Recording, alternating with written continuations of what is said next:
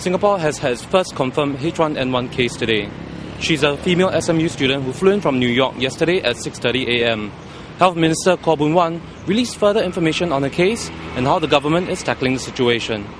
We know that sooner or later we will have our first case, and now we do. I suppose we have been lucky. We have now the full of 5 weeks since the alert to prepare ourselves as well as Singaporeans for this eventuality, so that there really should be no cause for alarm. Especially in this case, the patient has been most responsible. This SMU student and her GP, I think highly commendable, make the right judgment, arrange for 993, so that within 6 hours of her touchdown in Singapore, she was isolated in the hospital. So the risk of her causing a spread in Singapore, I think, should be very low.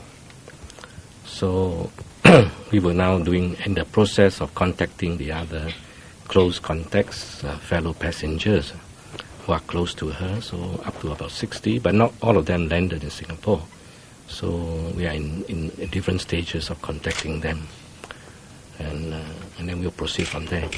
The doctors told me that she has no other underlying medical conditions, so I think, like practically most other patients elsewhere, I think her recovery should be uneventful. But we will see how things go. And I think the key point is the virus remains very mild, as shown elsewhere. And I think in this particular instance, that should be the expectation as well. Yep. Who did she come in contact with family members? Very brief, because family members were actually away overseas. Her friend picked her up and in fact stayed with her, went to the GP together and took her to Tan Tock Seng Hospital, so she did not have to use any public transport.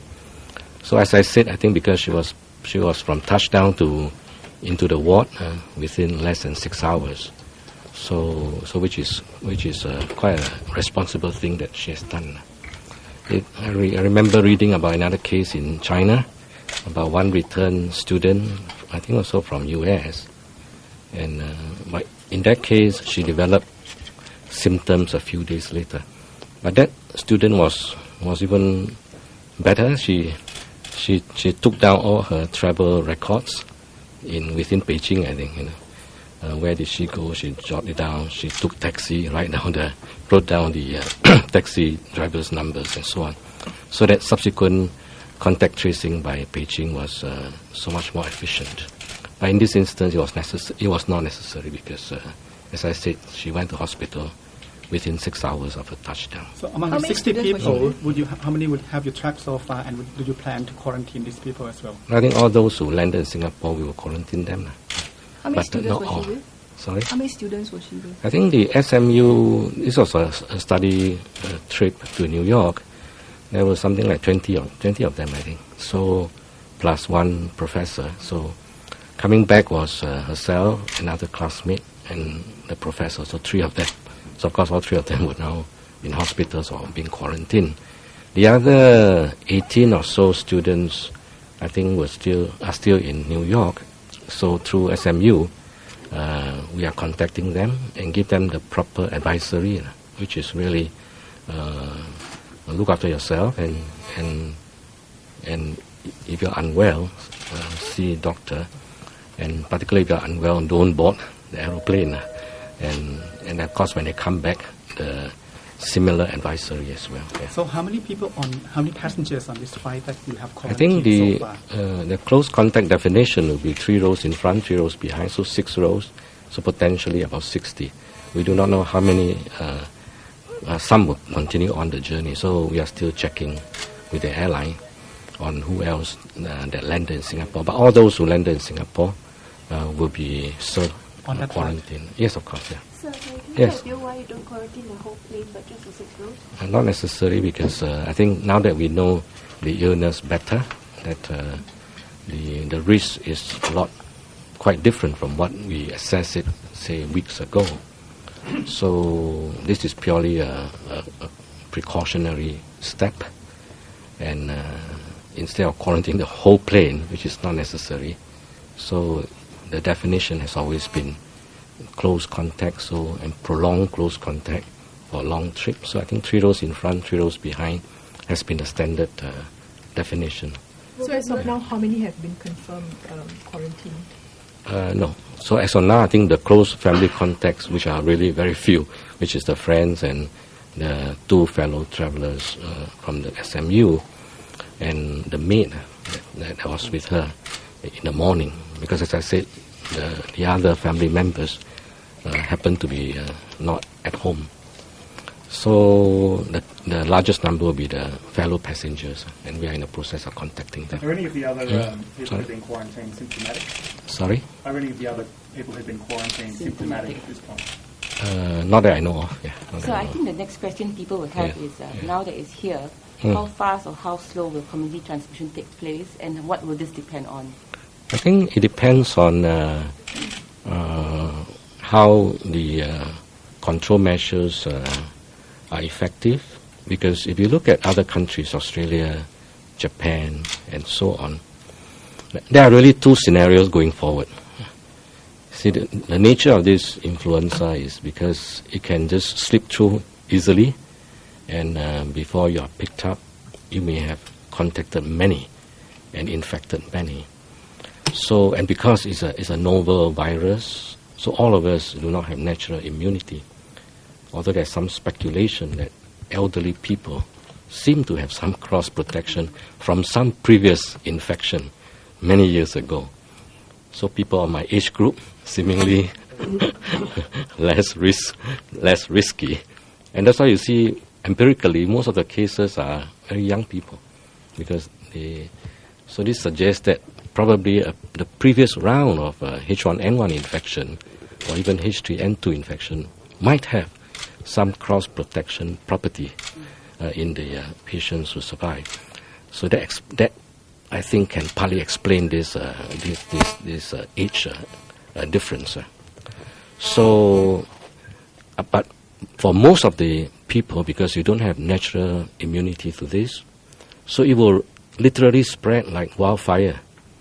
So that in the group like this, let's say if I have it, then all of you will soon have it too, because you just don't have the immunity. If I may use a local example, remember a few years, last year, when we had some dengue outbreak, and of course, foreign workers, because of their living conditions, they stay close together, were high risk, particularly foreign workers from China. Because in China, dengue is more a tropical problem. So those who are living in the tropics would have at some stage got some dengue. Like me, I had dengue many years ago. So therefore, there are natural immunity. But for Chinese foreign workers, never exposed to dengue, and you have one patient who had it, it literally will spread like wildfire. So this is a very typical scenario for a novel virus like this H1N1. And so this is a wildfire scenario. What all the control measures that various countries are trying to do, particularly in Asia, although less so in Europe, because for some reason they do not seem to worked up exercise by this. But in Asia, all the control measures was really trying to slow down the pace of this wildfire scenario, and hopefully we can achieve a slow burn scenario. And also burn slowly. And it will burn slowly if we are alert in detecting, isolating, contact tracing very aggressively, hunting down every possible close contacts and quarantine them, at great inconvenience, of course, to the people. But the objective is really to avoid a wildfire scenario so that we can have a slow burn. But slow burn strategy is not just on the part of the government, which I think we play an important role, but on the part of the patients too. So we really need cooperation, like in this instance, this student of SMU, in letting us know as soon as you feel unwell, particularly if you have been to the infected areas in the last 7 days.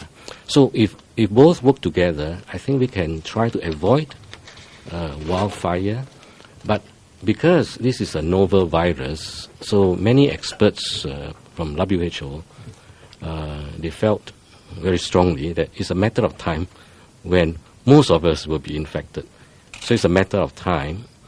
But if you can achieve a slow burn, it is useful in that the load on the public hospital burden will be much reduced.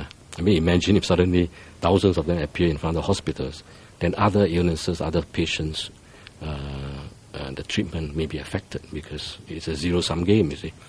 So I think all the control measures that you read about, whether it's in Australia, in Japan, China, Hong Kong, and of course very soon in Singapore, is to try to avoid a wildfire scenario.